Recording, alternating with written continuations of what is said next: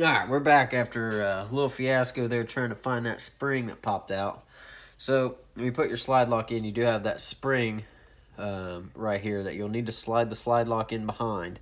And when it comes out, the spring will set on the back of the slide lock like this. So, you'll want it behind it right here. So, from there, we can go ahead and throw the trigger in, and it'll come in kind of underneath, inside.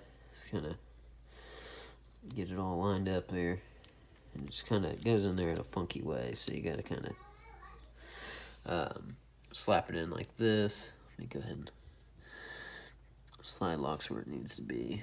I'll go ahead and put some tension on that, so it stays in its place, and then just kind of rotate the trigger in there. And it takes a little finagle there, just like that. And then you can go ahead and put your pin through. So you want to get everything lined up. You should be able to slide the pin all the way through the slide lock and the trigger. So now everything's back the way it should be on your trigger assembly. So from there, we'll move. We'll move back to the sear because it's almost time to put everything back in the gun. So from a few minutes ago, we put the sear back in the spring, and now we'll put the safety back in, the disconnect, and the little detent and ball that go with it. So, like I said, this is a very small spring and a very small ball bearing. You don't want to lose another one, so be careful when you get them out. There's the ball bearing and spring. So when we put the safety back in, you want to go ahead and it sits down in there like that, and it kind of rotates up. So you got to kind of mess with it a little bit and kind of hold your tongue right to get it in there. So go in like that. Now I'm going to go ahead and put the spring and the ball in there first. So go ahead and drop the spring in, and then put the ball bearing on top of the hole. I don't know if you can see that in the camera. I'll put it up here. So I put the spring in the little hole and the ball bearing on top, and now I can lift up and put the safety where it needs to be. Now pretty much from this point on, you're going to need to be keeping pressure on the thumb safety. So make sure it's right where it needs to be, and you should be able to push all the way in on the thumb safety and make the ball go in all the way to the sear. So you want to hold on that the entire time, and then you have the disconnect. It'll go like this.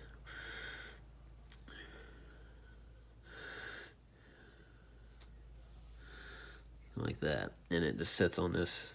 It's got a little notch for it, and it sets right here. So that's how that'll go. Now you can, and this is the way I did it the first time. Now it's going to take a little bit of finesse here to get it in. So you can go ahead and drop the trigger back in. See, get her in there the right way. And then don't push it all the way down in, because you gotta put the trigger bar inside the housing here.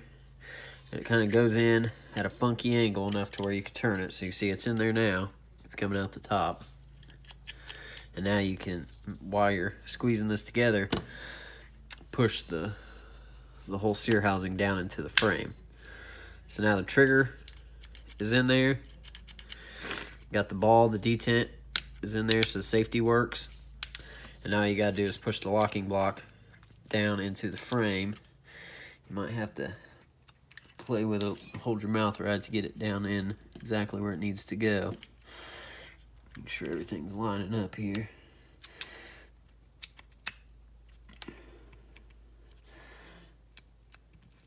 A little far forward there. There we go. Snap it down in there. So everything seems to be in there right. Trigger's pulling. Everything looks good from that point. Like I said, the safety is working. The detent is working on the safety. Now, go ahead and start putting the pins back in the frame. So we have 2 pins for the rear. We got 3 pins altogether. But you got your big pin, which should go in the front to the locking block.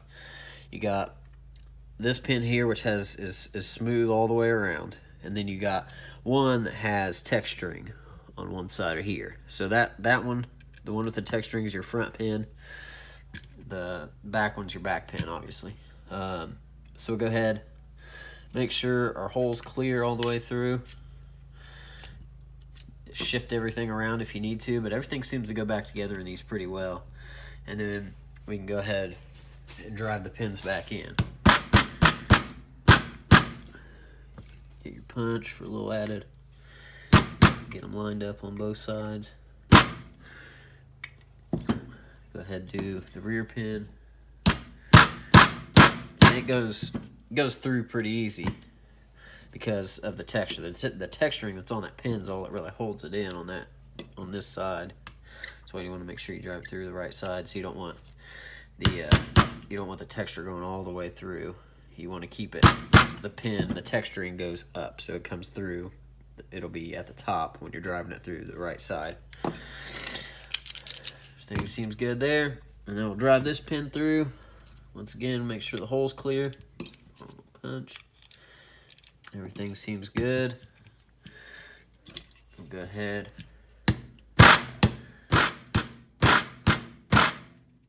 Drive her through. This pin is a little tighter than the other one, so takes a little bit of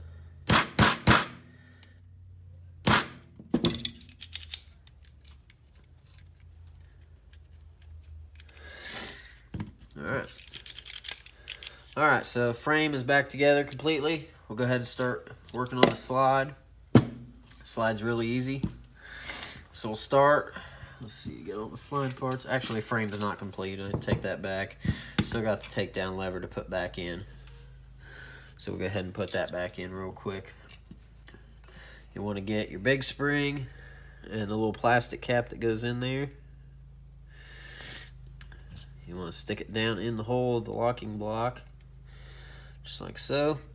Take your takedown lever, slide it through the right side. Go ahead and get it started. Take your little punch. You'll want to go ahead and push down on that. This part's going to be kind of hard to do holding it at a certain angle.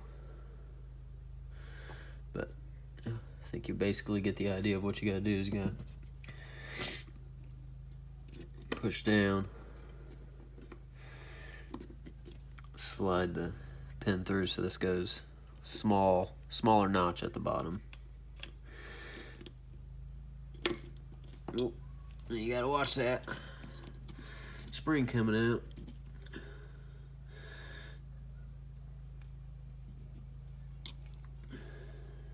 It might be easier just push it down with my finger to get it in the point where it needs to go. Have a look at it.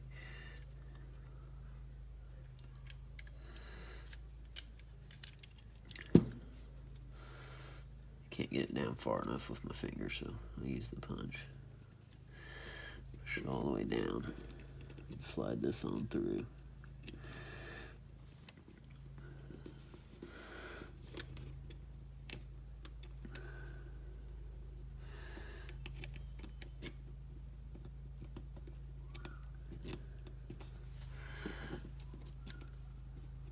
I don't remember.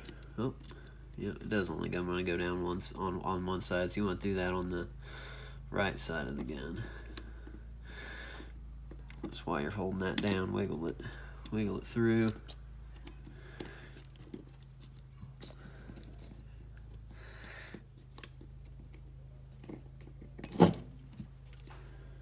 You might Just be able to push it down from here and slide it through.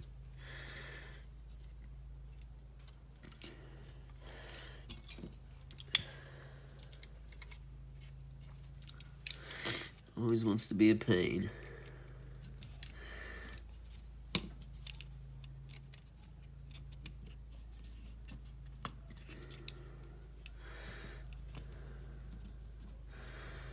I'm gonna have to push both of them down there. Get it to slide all the way through. That's good.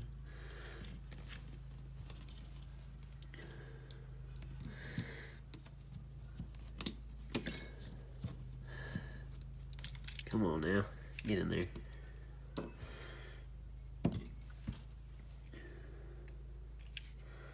It's right there.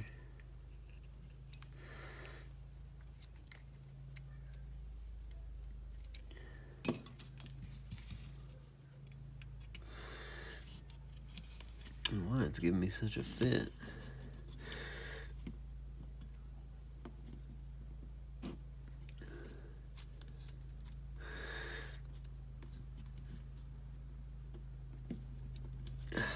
Well,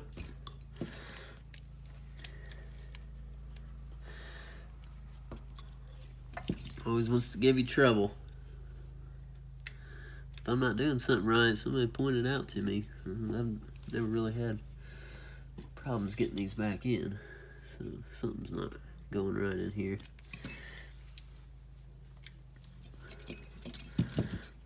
Of course.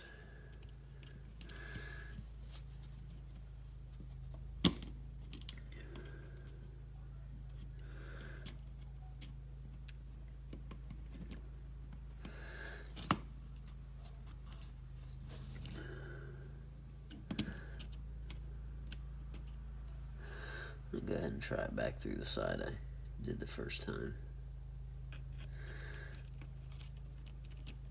There we go. So maybe you do got to do it through the right side. I don't remember it. Anything.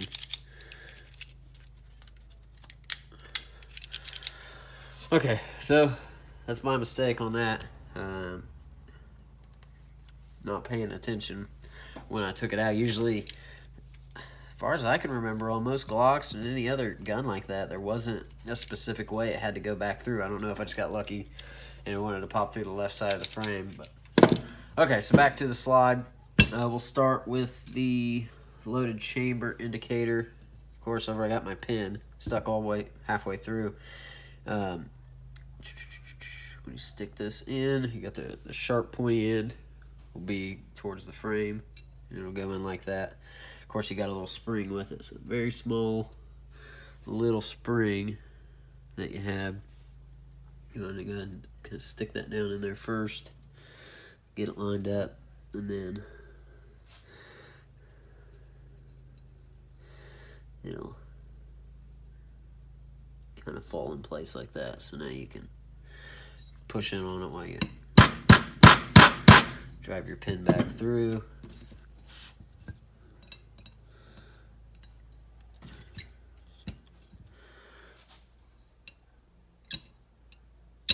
Come on now.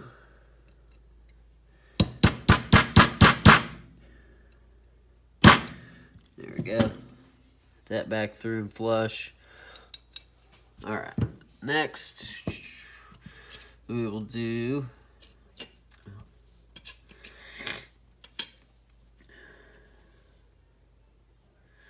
go ahead and clean that chunk off the spring. So you got your firing pin block and spring. Just stick that in there like so and stick it down in the hole. Make sure the spring goes in there, the right way. It doesn't get bunched up while you're putting it in. From there, you got your the detent that holds the extractor in with its spring. You want to go ahead and stick it down in there. Make sure it pushes freely. That spring is kind of difficult, so it wants to get caught up. There we go. And then now you'll do the actual extractor itself. So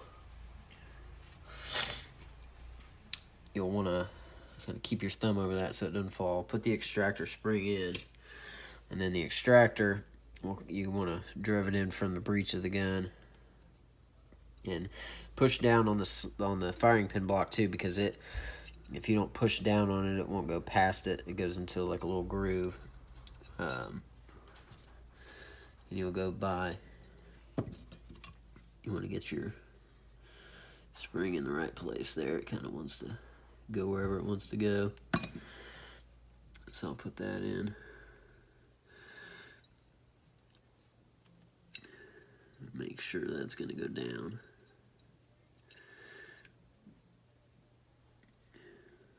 Okay. So now I'll hold down, and then at the same time with